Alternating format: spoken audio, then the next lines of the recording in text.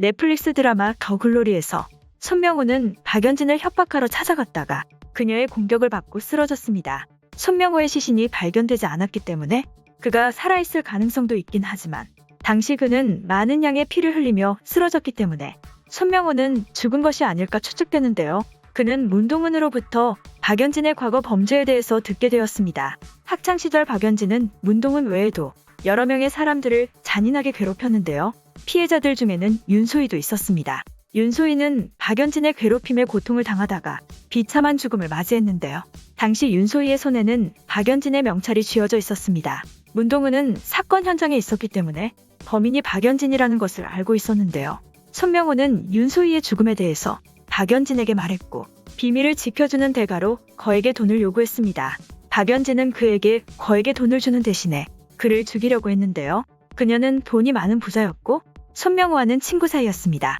박연진이 거액의 돈을 줬다면 손명호의 입을 충분히 막을 수 있는 일인데요. 그런데 그녀는 돈을 주는 대신에 손명호를 처리하는 것을 선택했습니다. 손명호가 공격을 받았고 시신도 발견되지 않은 채 사라진 것으로 봐서는 박연진이 작정하고 이를 꾸민 것이라고 추측되는데요. 그녀가 우발적으로 범행을 저질렀다면 손명호에 대한 흔적이 남거나 증인이 있어야 했습니다.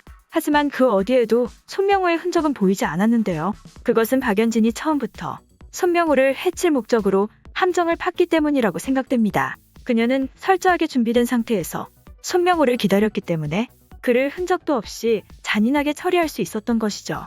박연진이 완벽하게 범죄를 꾸미고 진행하는 것으로 봐서는 그녀의 범행은 한두 번이 아니라고 추측되는데요. 박연진 때문에 죽은 사람은 밝혀진 바로는 윤소희와 손명호 두 명이었습니다. 박연진은 윤소희가 죽을 당시에도 죄책감이나 양심의 가책을 전혀 느끼지 않았는데요. 그녀는 손명호가 죽은 뒤에도 그의 죽음에 대해서 조금의 후회도 느끼지 않았습니다.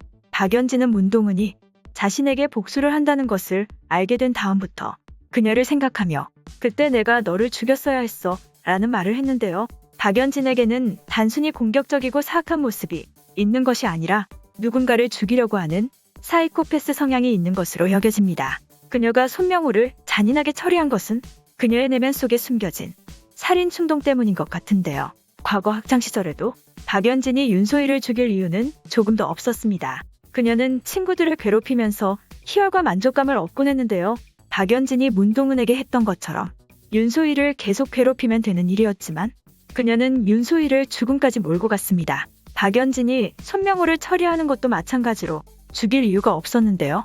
돈을 주면서 그의 요구 조건을 들어준다면 손명호의 협박이 계속될 경우에 그를 처리하면 되는 일이었습니다. 박연진은 누군가를 잔인하게 끝장내는데 조금의 망설임도 없는 사악한 인간이었는데요. 그녀의 내면에는 살인범들에게서 보여지는 살인 충동이 자리 잡고 있는 것 같습니다. 그 충동으로 인해서 윤소희도 죽음을 맞이했고 손명호도 죽게 된 것으로 보이는데요. 그녀는 드러나지 않은 더 많은 사람들에게 이처럼 끔찍한 범행을 저질러 온 것으로 생각됩니다. 꽤 오랫동안 사람들을 처리하면서 충동을 억제해왔던 것이죠. 물론 어디까지나 뇌피셜이긴 하지만 박연진인 손명호에게 돈을 주지 않고 그를 그냥 잔인하게 처리했다는 점과 과거에 그녀가 윤소희를 죽게 만든 경험이 있다는 점에서 박연진은 살인 충동을 느끼는 사이코패스가 아닐까 추측됩니다. 다음 회가 기다려지네요.